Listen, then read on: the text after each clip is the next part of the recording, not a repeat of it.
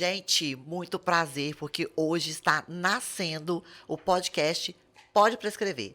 Eu sou Raigna Vasconcelos, farmacêutica, e pretendo aqui nesse canal trazer muita informação para você sobre saúde, sobre prescrição individualizada, que é o foco principal que a gente vai estar sempre discutindo aqui, e vou trazer todas as semanas convidados especialistas nas suas áreas para a gente poder dividir com vocês cada vez mais conhecimento. E hoje, nesse primeiro episódio, eu convidei a minha querida amiga, que eu já conheço de longa data, doutora Keila Mota, médica, para juntas nós discutirmos aqui o assunto do momento. Gente, desde a semana passada, no dia 30, na verdade já no dia 29, né? A gente já começou nessa discussão pela publicação da resolução 2333 do Conselho Federal de Medicina, que trata sobre a prescrição de anabolizantes, de hormônios pela classe médica. E isso tem trazido muitas dúvidas, tanto entre os pacientes, mas também entre os profissionais médicos, na minha área, que é na área de farmácia de manipulação, e a gente está desde então aí envolvido nesse assunto, né? De o que fazer, como fazer, o que isso muda, quais são os impactos. Então, nada melhor do que os médicos atuantes nessa área para a gente poder expandir essa discussão. Então, Keila, muito obrigada. É um prazer você ter aceitado o meu convite para a gente iniciar esse processo, né? Você sabe que você faz muito isso, você é muito ativa na rede social, né? Está sempre levando comunicação para os seus pacientes e para os seus seguidores. E essa é uma batalha árdua, né? A gente conseguir gerar conteúdo que interesse as pessoas. Então, eu sei o quanto que você demanda do seu tempo para isso, e você tirou esse tempinho para estar aqui comigo. Então, muito obrigada, isso tem muito valor para mim, né? Fala aí um pouquinho para a gente, um pouquinho mais de Keila Mota primeiro. Isso aí, Raigna, que legal. Mais uma vez, parabéns pela iniciativa. Como você mesma disse, não é fácil a gente botar a cara na reta para trazer a nossa opinião validada em anos de estudo, de ouvir muitas ideias. Eu acredito quando vem uma questão dessa, é um convite a gente olhar o caminho que a gente está percorrendo, o caminho que a gente não está muito atento ao que está acontecendo. Uma coisa é a gente viver a nossa rotina, outra coisa é a gente realmente entrar em contato com a rotina que está acontecendo ao nosso lado, né?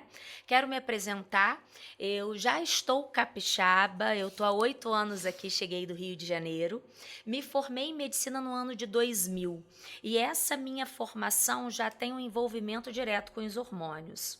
Eu já entrei na medicina querendo alguma especialidade que não me deixasse dentro de uma caixinha previsível em relação aos casos dos pacientes. Eu tinha muita angústia de pensar numa cardiologia, neurologia, nefrologia, porque cada paciente viria com a queixa daquele segmento, isso me deixava muito angustiada. E quando eu descobri a endocrinologia, que é uma atuação clínica, aonde você é surpreendido com a ação dos hormônios produzidos por várias glândulas em todas as fases da vida. Então, poderia entrar no meu consultório adulto, criança, gestante, idoso, com as mais diferentes queixas, e eu teria ali como conduzir melhor essa saúde. Na época em que eu me formei, o internato ainda era 1 ano só. Então, eu fiz o internato no hospital, chamado Hospital Naval Marcílio Dias, no Rio. Já me inscrevi para fazer a residência em clínica médica lá, consegui, mas eu achei a estrutura tão interessante que eu me alistei como militar, como voluntária. E eu morei nesse hospital durante 3 anos. Enquanto eu fazia minha residência em clínica médica, eu acompanhei todo o serviço de endocrinologia como militar. Isso se chama AP. É um aperfeiçoamento militar que não vale para a vida civil. Ciente disso, acabei a minha residência em clínica médica e o AP em endócrino, fiz a endocrinologia novamente na Santa Casa de Misericórdia do Rio de Janeiro, mas como pós-graduação. A pós-graduação, ela acontece avaliada e acompanhada pelo MEC, que é um órgão federal que faz todo o regulamento da educação e da cultura no país. mas a validação federal pelo MEC não é aceito pelo Conselho Federal de Medicina e regional. Então, a gente não pode ter uma especialização médica com a pós-graduação. A especialização é considerada apenas com a residência médica ou com uma prova de título que você pode fazer depois de acompanhar por um tempo a especialidade. Então, eu tenho uma experiência clínica em endocrinologia, mas eu como registro, eu sou clínico geral, e isso me convida a ter um olhar muito maior sobre a saúde, não compartimentado em segmentos, né? Então, isso é muito interessante, porque na nossa prática médica, a gente é muito bem treinado a entender a doença que aquele paciente nos apresenta pelas queixas e a gente precisa enquadrá-lo num protocolo de tratamento. Né? Isso é fundamental e é a base para a nossa atuação médica. Mas isso traz alguns vícios, né? A gente olha muito a consequência da saúde, a gente esquece um pouco a causa. E hoje eu me dedico a questionar o porquê que as pessoas trazem as queixas que trazem. Não só arrumar o melhor meio para resolver o problema, mas junto com ela desconstruir o que fez ela estar numa condição não favorável de saúde e construir um novo caminho para a gente construir junto essa melhor performance em saúde. E é isso, né, gente? Você escuta a explicação da Keila, né? Eu já conheço a história dela, acompanhei o processo desde que ela chegou aqui no estado, mas assim, faz muito sentido, eu acho que para qualquer pessoa, não precisa ser profissional de saúde para entender, né? Que a gente precisa, de fato, de corrigir as causas, a raiz dos problemas, e não simplesmente mascarar sintomas, que é o que a gente faz de maneira convencional na medicina, porque o médico, ele aprendeu assim, né? A formação ali, ela coloca o médico para isso, ele faz um diagnóstico e faz uma prescrição, faz um diagnóstico e faz uma prescrição. E sair dessa caixinha, né, Keila? Falar assim, opa, peraí, aonde que eu estou chegando? Que tipo de resultado eu realmente entrego para o meu paciente é que faz a gente pensar como você colocou aqui agora, né? Eu, graças a Deus, descobri esse caminho na minha vida há uns 12 anos atrás e eu não quero nunca mais fazer nada diferente dele. Eu quero continuar nesse caminho, né? Isso que eu ia te falar, não é tão simples assim. Eu demorei quase 10 anos atuando para perceber que quanto mais eu estudava a doença, mais eu me afastava da saúde. Quanto mais eu estudava o pedacinho que adoecia, menos eu conseguia conectar o contexto do ser humano. Eu sabia muito bem interpretar papéis, agora eu conhecia pouco sobre pessoas. E também há um pouco mais de 10 anos, né, tem 23 anos nessa caminhada, que eu tive o convite de olhar o ser humano, e isso dá um susto no profissional, que está dedicado aos plantões, aos estudos, aos cursos e congressos e aos novos protocolos, às medicações. Quando a gente entende que isso não corresponde ao necessário para ajudar o nosso cliente, a gente entra numa crise de consciência. Que propósito é esse? Que missão é essa? Será que ser prescritor me leva ao meu propósito? Só prescrevendo eu estou contribuindo com o potencial que os dois têm, tanto o cliente quanto o profissional, de encontrar a sua melhor performance, né? É isso. E é uma delícia esse caminho, né? A gente quer pra gente, a gente quer pra todo mundo que tá perto da gente, né? E é sobre um pouco sobre isso que a gente vai conversar aqui também, tá? Nessa sequência de podcasts. Mas hoje a gente tem um assunto específico aí que eu falo que é a bola da vez, né? Que é a resolução. E essa resolução, como tantas outras, no meu ponto de vista, é um convite, independente de concordar ou não, da gente ler com detalhes e entender como está o nosso posicionamento como profissional, a que ponto está o entendimento dos nossos clientes e a autorresponsabilidade que cada um tem sobre a sua saúde. Muito, né? Porque o que eu vejo muito é o cliente chegar, doutora, é meio que quero ser emagrecido e não quero fazer o processo para chegar no meu peso ideal, quero ser acalmado, quero ser revitalizado por uma medicação e por uma prescrição. Isso. Então, essas resoluções também convidam a gente a entender a autorresponsabilidade do cliente em participar da conduta que lhe é apresentada. Isso. Adorei esse contexto que você trouxe, Keila, porque assim, essa história do ser emagrecido, ou seja, alguém vai fazer por mim, ou a pílula mágica vai fazer por mim, gente, eu não canso de repetir. Olha pra mim, você tá falando com a menina que faz a pílula, a garotinha da farmácia. Não tem, gente. Se a gente tivesse essa solução que vocês querem, bota numa cápsula, eu engulo e minha vida tá resolvida, tava muito simples, né? Nada é assim, nada é assim. Quando a gente fala, tudo bem, você precisa de um analgésico para tirar a sua dor. Tá bom, você toma, a dor vai embora. Mas dor é sintoma, dor não é causa, né? Para você eliminar o que está causando aquela dor, você vai ter obrigatoriamente que passar por mudança de estilo de vida, né? Medicamento sim, suplemento sim, hormônios talvez, né? Mas mudança de estilo de vida o tempo inteiro. E o que as pessoas mais querem é delegar para alguém. Elas não querem tomar a rédea de que elas são as autoras da sua saúde e de que o que está acontecendo com ela é, sim, responsabilidade dela. É algo que ela fez ou algo que ela não fez. E é sempre isso, gente, é sempre isso. Mas o ser humano é assim, né? Nós somos assim. A gente vai aprendendo, vai se conhecendo e deixa de se sabotar, não é verdade, Keila? É verdade, é verdade. E a nossa briga diária, nossa, minha e sua, que a gente é bem atuante, de levar informação, é o que me deixa mais triste. É olhar um cliente que ele jura que ele está fazendo o melhor. Uhum. Ele jura que aquela informação que ele recebeu é o melhor caminho. E quando ele tem um resultado que não é legal, ele se frustra, ele acha que é incompetência dele, que ele não é merecedor de ter uma saúde de qualidade. Isso. Por desinformação. Por desinformação. Ele está fadado, né? Aquela doença, aquele sintoma, aquela dor. Isso A é tomar triste aquela medicação pro resto da pro vida. resto da vida. Isso é muito triste, gente. Mas vamos lá, eu vou trazer aqui o primeiro artigo da resolução que eu gostaria que você comentasse.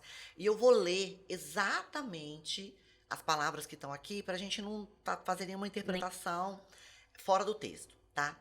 Ó, artigo 2, a resolução fala assim: as terapias de reposição hormonal estão indicadas em casos de deficiência específica comprovada, de acordo com a existência de nexo causal entre a deficiência e o quadro clínico, ou de deficiências diagnosticadas cuja reposição mostra evidências de benefícios cientificamente comprovados.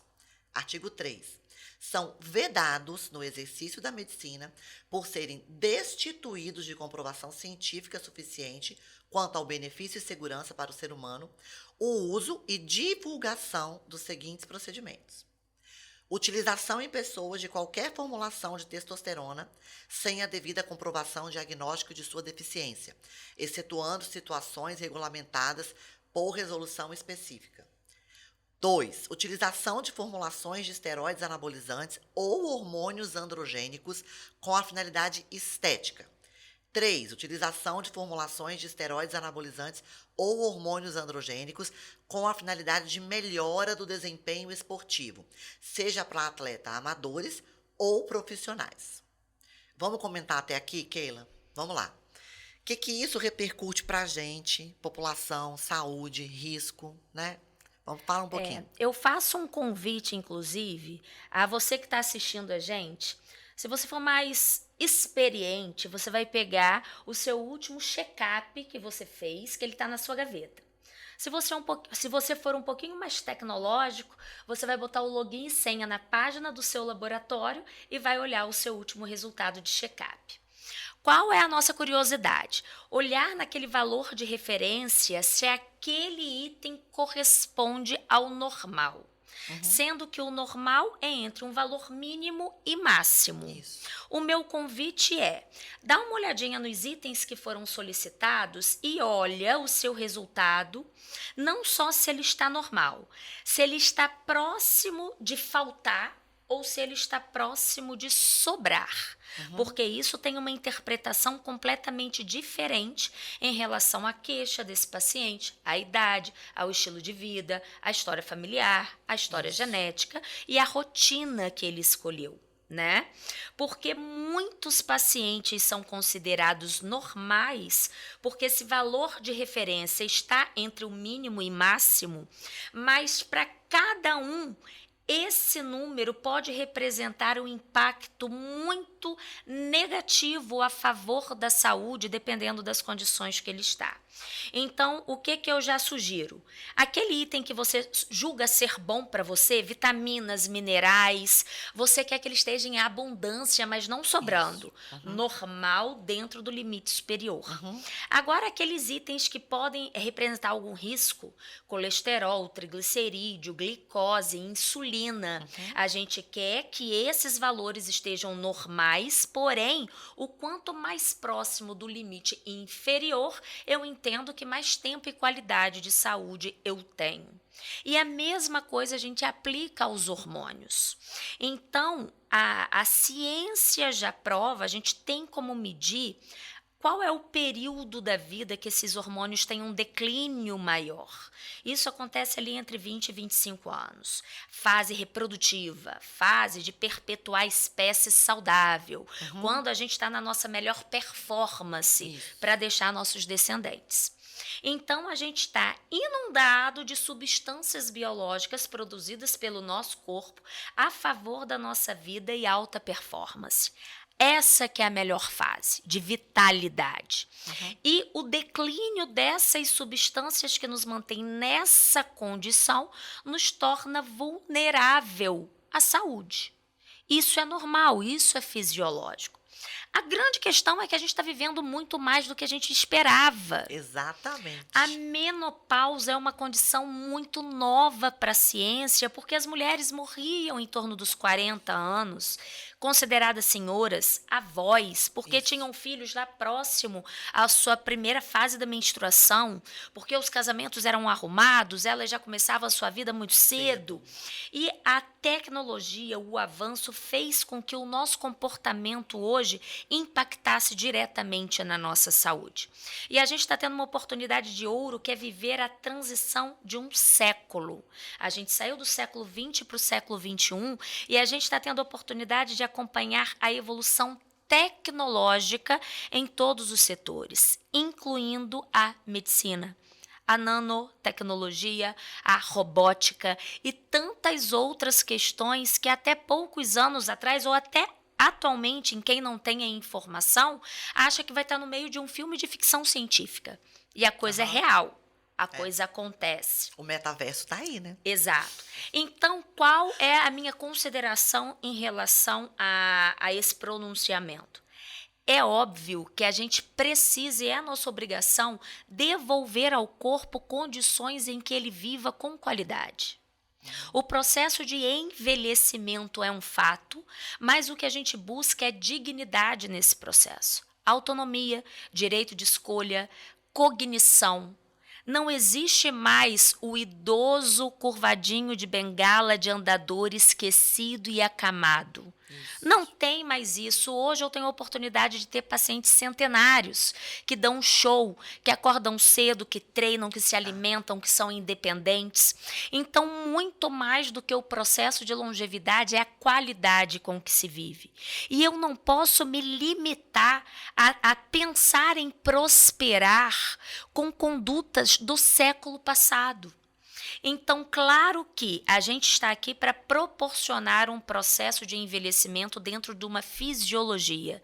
A gente não quer super-humanos com superpoderes fora daquilo que a genética dele proporciona.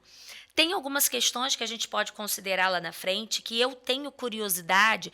Por exemplo, a gente tem uma prática esportiva validada, que é o fisiculturismo. O fisiculturismo, esse atleta, ele é tratado com doses suprafisiológicas, traduzindo, além da necessidade dele performar com saúde. Porque o objetivo dele é estético. Isso. Então, para que ele tenha esse over de apresentação, ele tem que ter um over de prescrição, porque isso não é natural. Isso não é biológico e não é essa a nossa questão.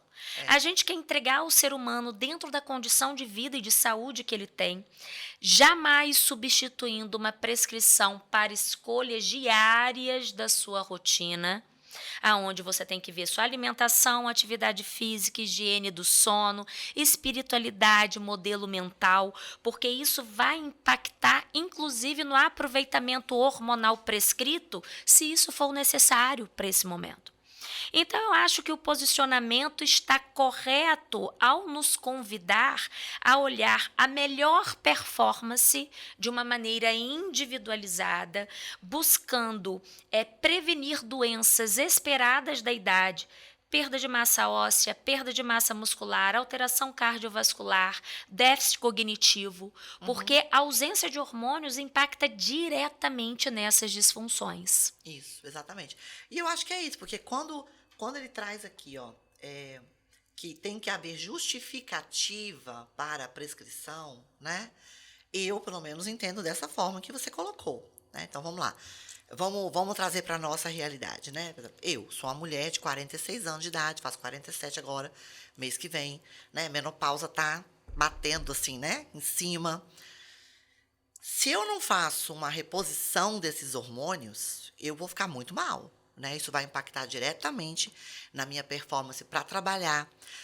Eu vou ser uma pessoa com humor totalmente diferente, né? Eu vou ser uma pessoa com sono alterado. Quem não dorme não recupera o organismo para nada. Então, assim, mexe com tudo. Não estou falando aqui, estou falando vamos falar de testosterona, porque a resolução se remete especificamente aos androgênios, né? Então, a gente não está comentando sobre uma reposição de progesterona, sobre uma reposição de estradiol, certo? A gente está falando só de testo e derivados, ok? Mas testosterona, para mim, muito além de libido, muito além, ela traz uma série de outros benefícios. Manutenção da minha massa óssea, por exemplo, né? Mais capacidade de raciocínio, mais decisão, né? Menos choramingação. Sabe aquelas mulheres muito molinha, muito docinha, muito nhenhenhé? Insegura. Sem capacidade assertiva de resolver problemas, de tomada de decisão. Eu costumo dizer o seguinte, amada. Se você não consegue escolher a roupa que você vai comprar, imagina as grandes decisões da sua vida. E o que a gente mais encontra por aí, quando a gente olha para as amigas todas, é muita indecisão para coisas muito simples, né? Decisões muito rápidas ali que a gente toma. Muito, até mesmo que não impactam em nada, né? Na consequência da sua vida. Mas isso tudo pode sim ter a ver com hormônios, né? E quando a gente passa dos 30, dos 35, dos 40, a gente nota isso nitidamente. Nitidamente, né? Então, eu entendo que aqui, quando se fala de justificadas as causas, respeitando os limites fisiológicos, é esse uso, que é o uso que eu faço para mim, que é o que você faz para você, que é o que você faz com seus pacientes. Por exemplo, eu sou bombada? Não. Eu tenho a voz grossa? Não. Eu tenho um timbre de voz forte, que é o meu, mas, né? Tá.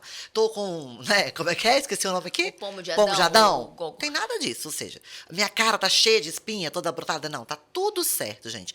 Tá tudo certo porque está equilibrado. Adequado para a sua necessidade. Isso foi feito. Olhou o meu exame, olhou a minha necessidade, ajustou e me fez uma prescrição individualizada, que é o melhor que tem para mim. Que é sobre isso que a Keila estava falando quando ela falou dos limites lá, que a gente tem que observar nos nossos check-ups de laboratório.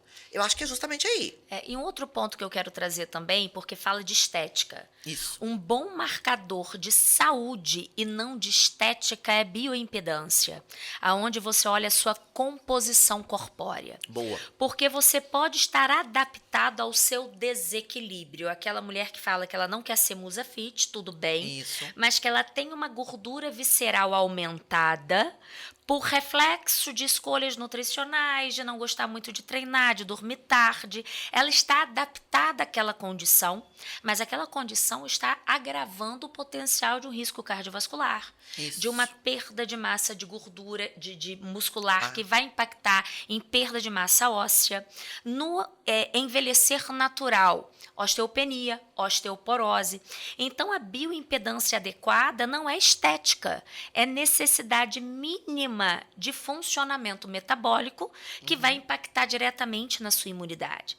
Para a gente não confundir, né? Não é, a gente tem marcadores científicos, rápidos e práticos para entender o grau de saúde daquela pessoa. Que não é Exato. estético. Não mesmo, né? Não mesmo. Trouxe muito bem. E aproveitando esse ponto que você tocou aí dos atletas, né? Dos fisiculturistas, é uma preocupação que eu tenho.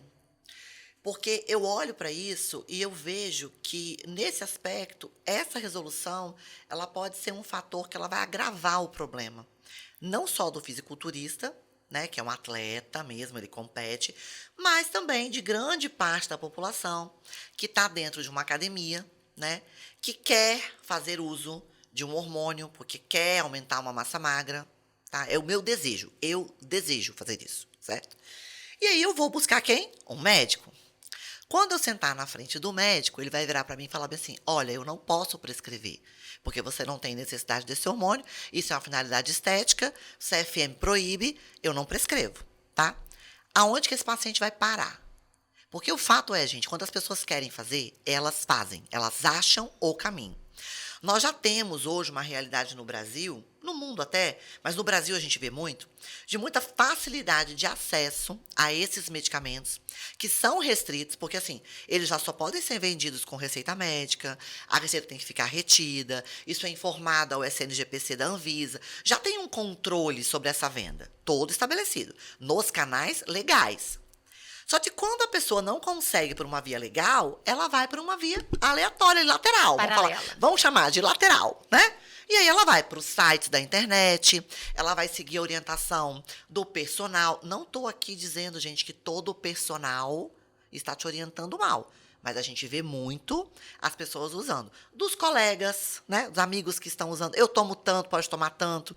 Ela vai para as casas de produtos veterinários, onde existem os anabolizantes de uso animal, e aí isso tem uma outra legislação, então você às vezes consegue comprar, e aí você está fazendo uso, às vezes, de doses muito maiores, né? Derivados diferentes que o seu corpo não metaboliza.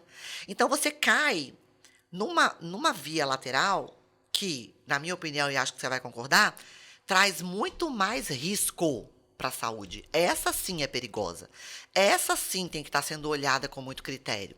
E quando você tira a possibilidade de ter um acompanhamento médico, então quer dizer que um fisiculturista, uma atleta wellness, uma Miss Bikini, ela não pode ter um médico que acompanha ela? Então quem vai acompanhar a Keila? O nutricionista, que não pode prescrever hormônio, mas tem um monte que passa, né? Isso me traz uma angústia. E, por outro lado, eu acredito que isso daí vai convidar a algum reajuste de posicionamento, porque o médico é proibido de prescrever. Agora, ele é proibido de atuar nas complicações de quem prescreveu, um não médico. E quando esse cliente chega... Isso. Porque se o médico não pode prescrever, ele também não pode atuar sobre as consequências de algo que não cabe a ele prescrição. Isso. Como E vai aí, ficar? como que vai ser Não isso é? daí? Na hora que o paciente chegar no seu consultório lá, com o fígado todo alterado, entendeu? Infértil.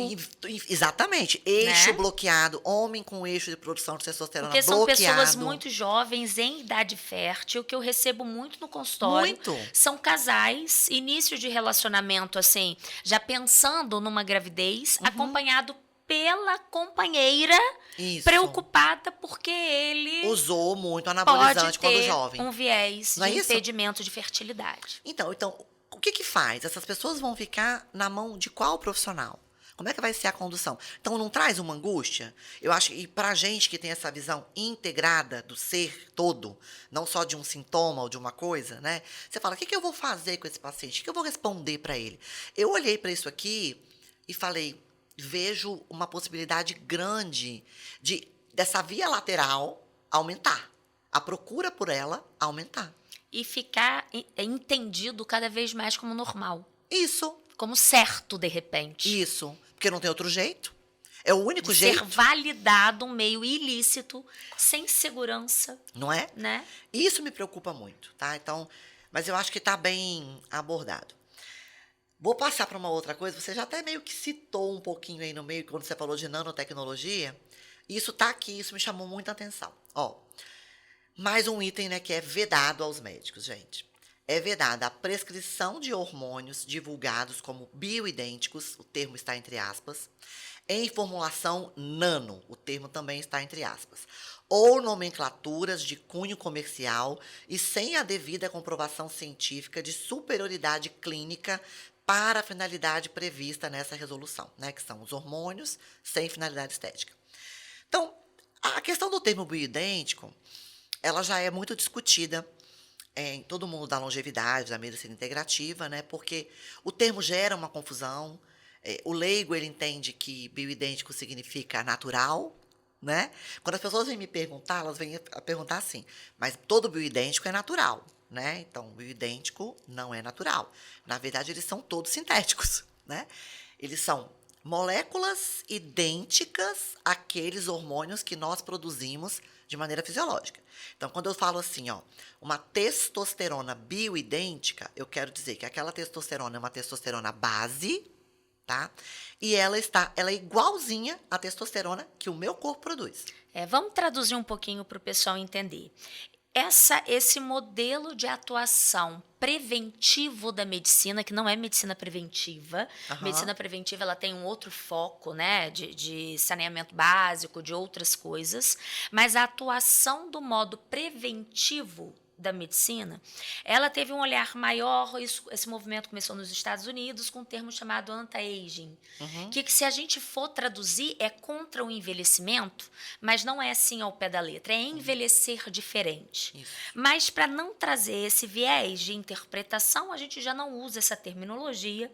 E uma outra confusão que acontece muito em relação aos clientes, acha que tudo que é manipulado é natural. Acha. E esquece que a gente pode manipular remédios de pressão, remédios controlados para dormir, remédios para ansiedade. É uma maneira diferente de pegar a mesma molécula e encapsular. Exato. Mas você pode encapsular qualquer molécula vindo de uma planta com menos risco ou vindo de uma medicação controlada, tarja preta ou vermelha, né? E esse termo bioidêntico, idêntico ao biológico. Para a ciência é tudo muito novo. Eu me formei em 2000 e o projeto Genoma finalizou em 2003, onde a gente conseguiu mapear todo o nosso processo genético. Cada pedacinho tem uma receita.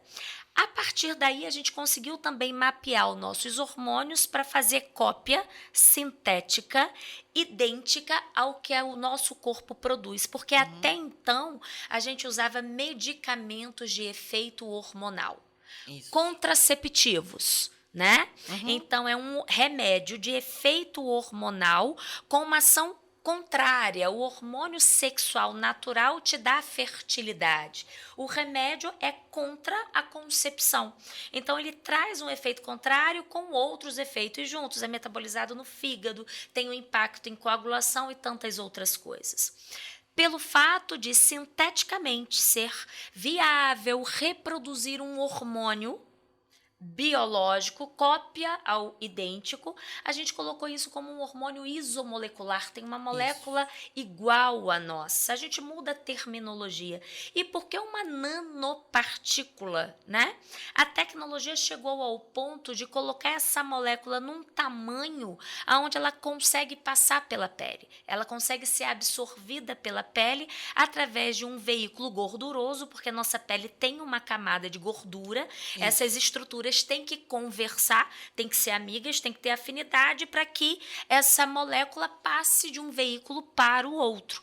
Passando pela pele, ela é distribuída via sanguínea para onde o GPS mandar, dependendo do hormônio que for recebido. Isso. Né? Então, sinceramente, eu quero trazer só mais um fato que eu achei muito importante e tem a ver com essa nossa colocação.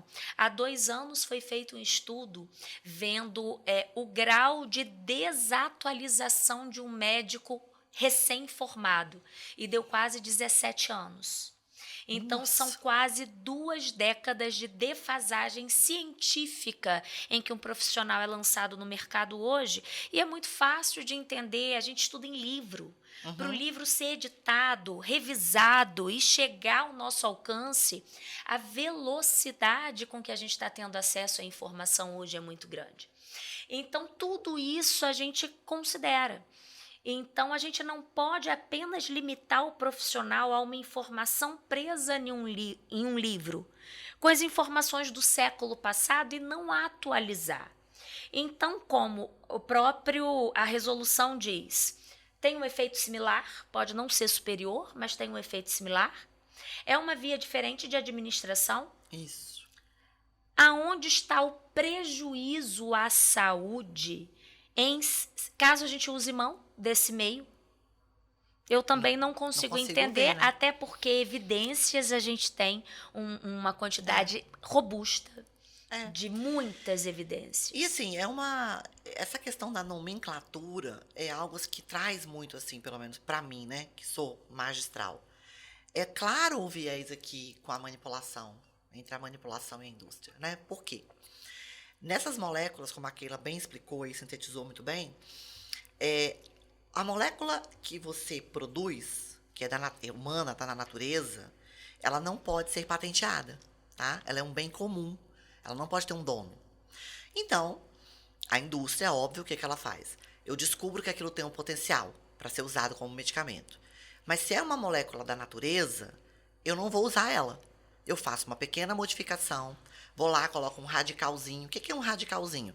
Eu vou pendurar alguma coisa nessa estrutura. Existe a estrutura da molécula, que está lá conhecida, eu vou colocar algo mais ali, em alguma ponta daquela, para tornar diferente. Personalizar. Diferente do que está na natureza. Aquilo vai ser meu. Aí eu vou lá, registro uma patente, e eu tenho uma patente que me garante que durante 7 anos, 10 anos, até 20 anos, uma patente hoje pode ser no Brasil, eu vou ser a única empresa que vou poder explorar as potencialidades daquele medicamento.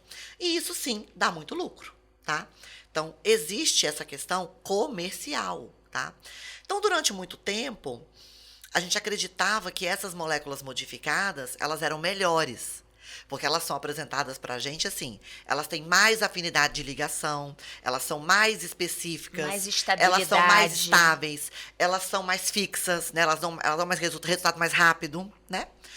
Mas, na verdade, gente, isso acontece, né? Só que, assim, isso também traz mais efeitos colaterais. Porque quando aquela molécula fica mais tempo ligada naquele receptor, ela pode estar ficando mais tempo do que necessário. Porque se a nossa, natural, fisiológica, que Papai do Céu produziu, fazia de um jeito, o mais interessante é fazer igual. Quanto mais eu imito a natureza, melhor eu fico e com mais segurança. E menos trabalho eu dou pro corpo para fazer outras coisas. Aquilo sobrecarrega muito o meu fígado, o meu rim, para eu poder metabolizar e excretar, né? Por quê? Porque ela é mais fixa, ela é mais estável. Então, isso tem um lado bom, mas tem um lado ruim. E aí a gente começa a questionar isso, a gente começa a ler, a gente começa a ver trabalhos independentes, trabalhos que não são publicados pela indústria, patrocinados pela indústria. Sem conflito de interesses, e né? Sem a obrigação. Você acha resultados diferentes. Isso. E com os hormônios é a mesma coisa. Então, assim, a gente fala testosterona base, hoje é o termo que a gente usa, né? A gente não usa, na hora de prescrever, de colocar na prescrição, o médico habitualmente ele coloca testosterona base ou testosterona isomolecular, como a Keila bem disse, né? Para fugir desse conflito do termo bioidêntico. Mas ela é a testosterona base. Quando eu começo a falar que é metiltestosterona, olha o que eu falei. Eu pendurei um radical metil num lugarzinho da testosterona. Ah, o outro é o cloridrato de testosterona. Eu pendurei um radical cloridrato.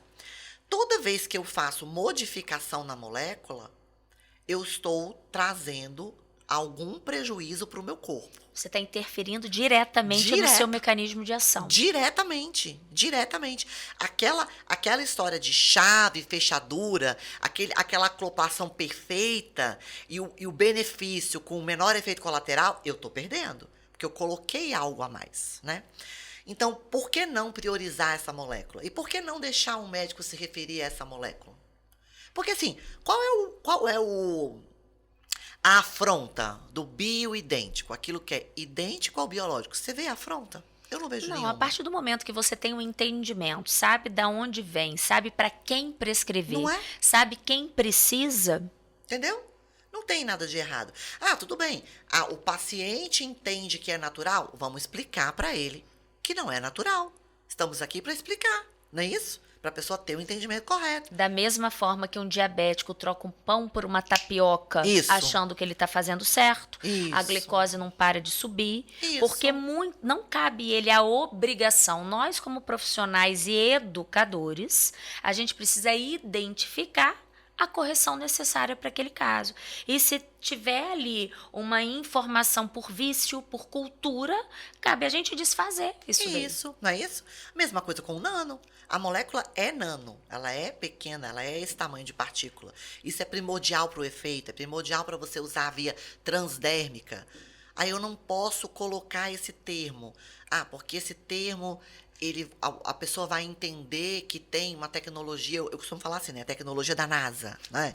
Que não é isso, gente, é simplesmente uma partícula menor, porque hoje a gente consegue fazer isso facilmente. Isso era uma tecnologia muito cara, hoje em dia já é uma tecnologia barata, acessível, né? Tanto que os hormônios aí micronizados estão no mercado, os veículos em nanoveículos estão no mercado. Hoje a gente já fala de pico, né? Três casas desse mais para baixo, isso na cosmética a gente já usa. A dermatologia usa nano, você tem ácido nanotioglicólico, nanovetor, milhões de matérias-primas. E ninguém está preocupado com isso. Por que lá na prescrição do uso tópico, esse termo não incomoda ninguém, Keila? Não é um pensamento que a gente tem que fazer? Lá não incomoda. Mas aqui tem risco para a população? Não consigo entender. Eu não alcanço. São pesos e medidas diferentes aonde o passo é o benefício do cliente. Isso. Se coloca em risco por uma via, é um risco o indivíduo. Isso. Então, ela tem que ser vedada em todas as suas atuação esferas. médica em todas as suas, não aos hormônios androgênicos Isso. ou a um segmento da saúde, né? Ou seja, eu não posso ter problema nesse segmento, mas em outro segmento eu tô livre de ter todos os problemas criados por uma prescrição médica. Isso, todo mundo entende, ninguém vai entender errado e tá tudo certo, né? Então, assim, isso aqui traz pra gente, pelo menos, né, da área da magistral, essa forte lobby aí, entendeu? Da indústria farmacêutica. Tá, e eu quero pegar um gancho de novo quando eles falam para fim estético, que eu acho isso muito importante, porque médicos e clientes estão ansiosos em entregar resultados imediatos, rápidos. Isso. E isso facilita com que promessas mágicas sejam oferecidas a quem quer comprar. Então, cuidado com o que você vai buscar, porque médico é ser humano, dentro do seu caráter e índole, pode trabalhar a favor da ganância ou do que quiser, do que escolher. Então, não é exclusiva a classe médica. Mas se tem uma pessoa ali que está vendo uma possibilidade num nicho de alguém que não está preocupado com a saúde e quer um resultado imediato, daí nasceu o chip da beleza. Exato. Com um hormônio chamado gestrinona, que não é isomolecular, o corpo não produz, é um remédio, é uma droga realmente sintética, com um efeito excepcional quando bem indicado, principalmente em casos de endometriose, por ter um efeito anabolizante, porque é o local de ação que precisa para tratar essa desordem, começa a pegar essa medicação em pessoas que não têm indicação para ter o efeito colateral, que é um corpo perfeito, que não vai ser para ninguém, né? Mas se eu tenho público, exato, eu vendo essa ideia, né? eu vendo essa ideia. Então, esse convite à estética é importante, não só para o profissional que promete o que ele não pode garantir, o sucesso, e ao cliente que realmente não está muito disposto a se esforçar para ter sua saúde de médio a longo prazo alcançada. Isso. E a gente viu isso, né? A gente viu a matéria agora, final de semana passado, no Fantástico, trazendo aí o chip da beleza, né? Porque as pessoas compram, é aquela coisa, a pessoa vai atrás, gente. Não existe chip da beleza. Eu nunca vi uma paciente em uso de gestrinona que não tivesse que fazer atividade física regular. E não é malhar bonitinho. Cuidar da alimentação, desinflamar, né? Eu nunca vi ela colher bom resultado da gestrinona se ela não fizer isso. Exatamente. O perigo maior é que o próprio meio médico quase tirou essa medicação. Não é? De atividade por conta de das uma minoria, né? Gente, assim, em todas as áreas a gente tem profissionais bons e não tão bons, vamos falar assim, né? Éticos e não éticos. E, infelizmente, não é diferente na medicina, porque a população, ela coloca o médico, né? O médico é um ser acima. O médico não erra, o médico não fica doente. Não tem essa percepção?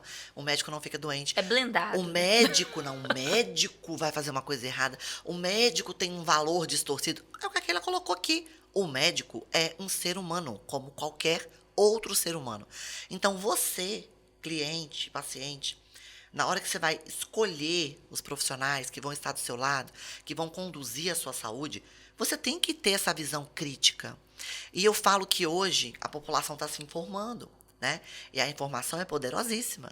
Então, quando você chega no médico e é feita uma prescrição, você tem direito de questionar, você tem que sair dali com segurança do que você vai usar, sabendo cada um dos itens, o porquê de cada um, a proposta de cada um, né? Exatamente como você vai tomar aquilo. Tudo tem que fazer sentido. E isso é uma coisa que eu vejo demais. As pessoas vão na consulta, elas não questionam o médico, porque o médico, não, mas como que eu vou falar isso com o meu médico? Né? E às vezes elas até questionam, mas elas são mal respondidas, o médico não aceita, o médico não quer explicar.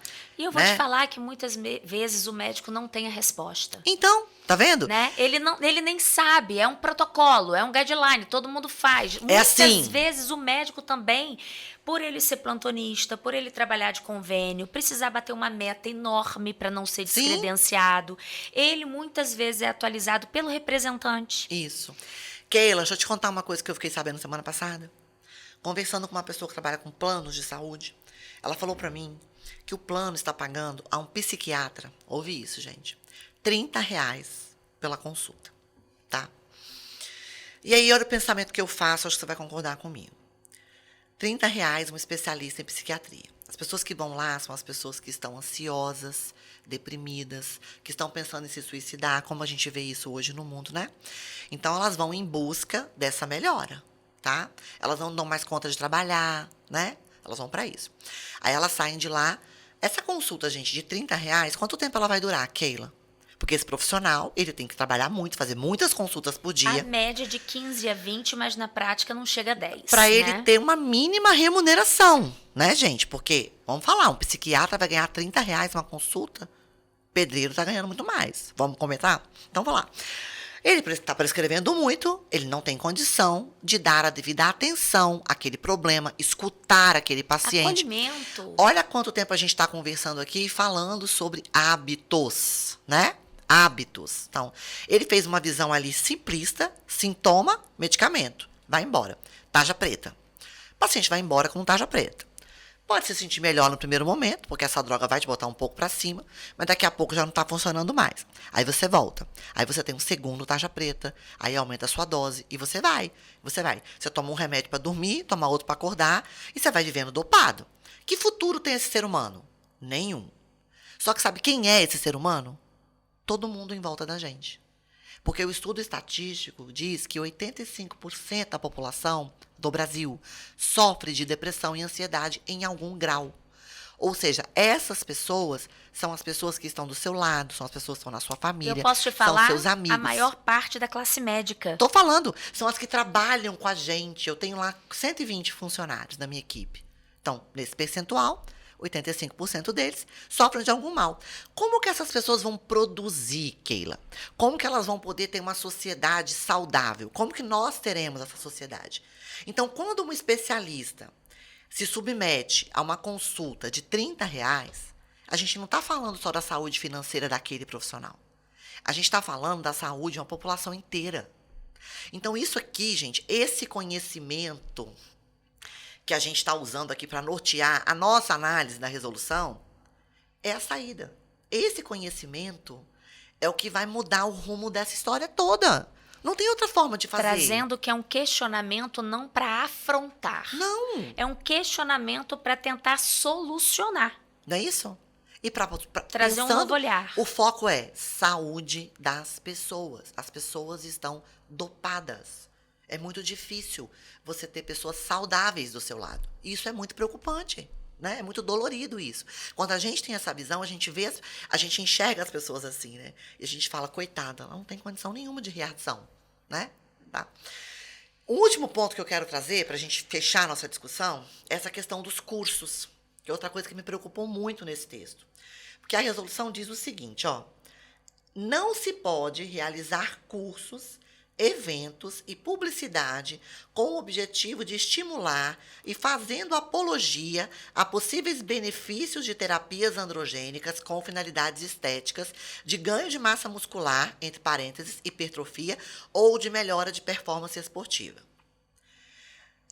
Eu entendo isso aqui, né? Tipo assim, é você prometer o resultado rápido, é você, né, deixar as pessoas mais para esse lado estético mesmo. Mas, por outro lado, eu fico pensando, vamos lá, você é uma médica com muita experiência em hormônios. Você pode dividir essa sua experiência com seus colegas. Mas aí você vai lançar um curso, presencial, online e tal. Na hora de anunciar esse curso, você vai ter uma dificuldade. Porque você vai ter que arrumar uma maneira de falar sem falar, não é assim? Eu acho que isso, toda vez, minha preocupação, tá, Keila? Toda vez que você legisla e cessa em cima de conhecimento, acesso à informação, isso me preocupa. Você consegue entender? Eu consigo sim, porque vê um lado da moeda. Se eu olho para o lado do CFM, de uma maneira prática, vamos separar quem está fazendo mau uso da prescrição, quem está usando para finalidade estética única e exclusivamente, porque isso nunca foi permitido. Nunca, né? Isso nunca foi uma abordagem médica a favor da saúde. Isso. Na verdade, isso nunca foi uma conduta lícita. Exatamente. Você fazer além da fisiologia. Então, colocar chip além do necessário, fazer qualquer procedimento, independente da via, de uma maneira desnecessária. Isso. O profissional, ele tem que ter condutas a favor da vida, ele não tem que piorar a vida daquela pessoa. Isso aí. Né? E ele tem que ter um critério ético de falar que ele não vai fazer o que o cliente quer. Ele vai fazer dentro de todo o conceito que o cliente precisa. E se o cliente quer algo que o profissional não pode oferecer, sinto muito. Isso. Então, de repente, procure alguém que possa te oferecer isso.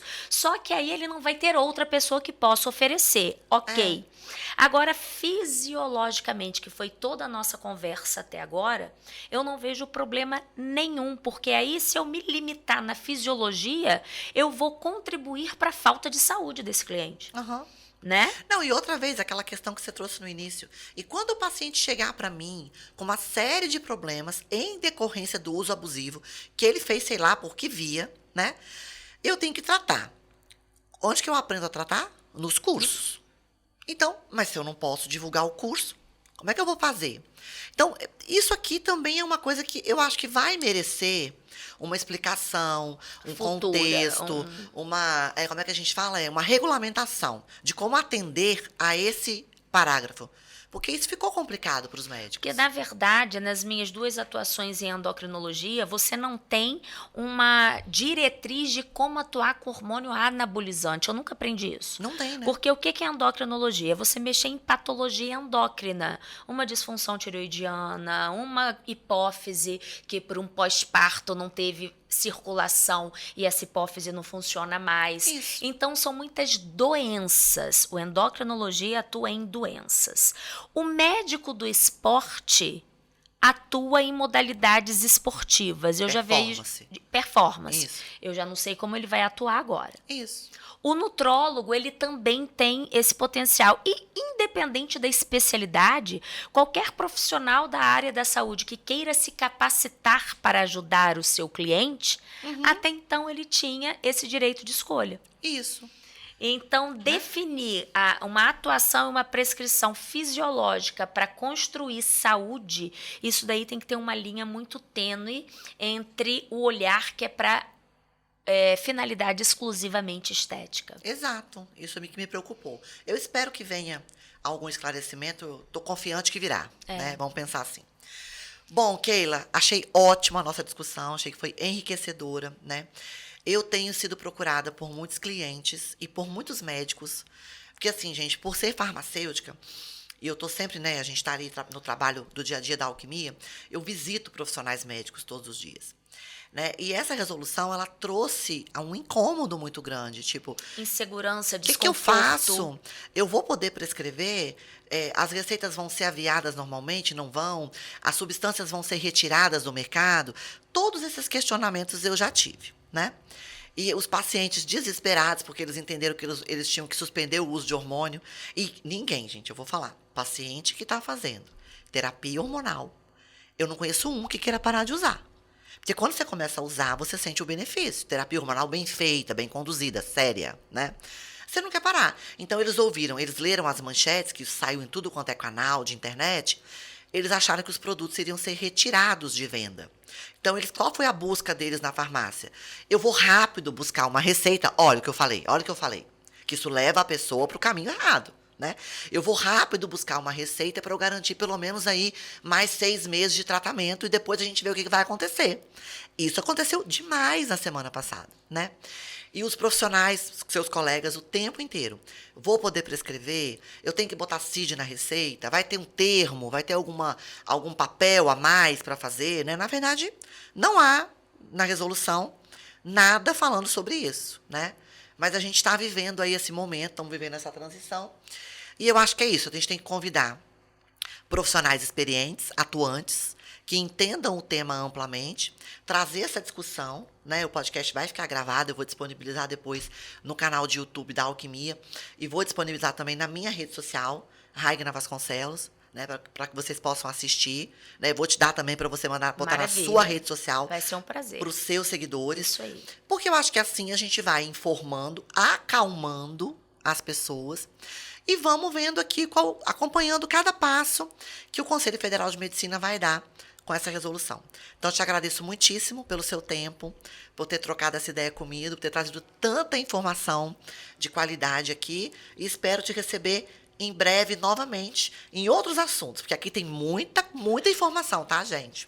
Vocês seguem ela. Fala aí agora, como é que te acha, como é que te segue na rede social, para todo mundo poder desfrutar desse conhecimento de Keila Mota.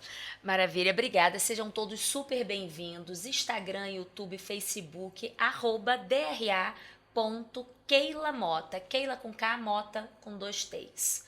Fico à disposição para curiosidades, dúvidas, gosto de sugestões de temas, todo o conteúdo é feito por solicitação de vocês e eu fico à disposição. Obrigada, foi um super prazer. Eu que agradeço.